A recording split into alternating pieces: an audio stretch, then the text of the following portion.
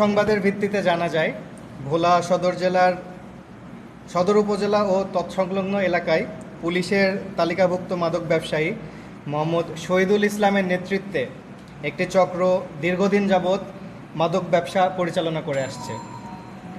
এ প্রেক্ষিতে আজ বুধবার রাত 19:30 ঘটিকা হতে 2300 ঘটিকা পর্যন্ত বাংলাদেশ নৌবাহিনী, পুলিশ এবং র্যাবের সমন্বয়ে একটি যৌথ অভিযান পরিচালনা করা হয়।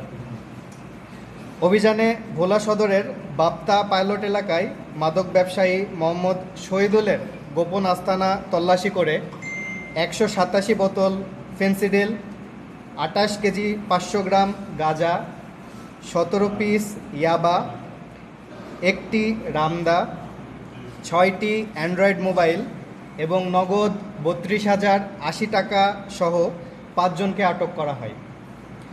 বর্ণিত শহীদুল একজন চিহ্নিত মাদক ব্যবসায়ী এবং তার নামে একাধিক মাদক মামলা রয়েছে বলে ভোলা সদর থানা কর্তৃক নিশ্চিত করা হয়েছে।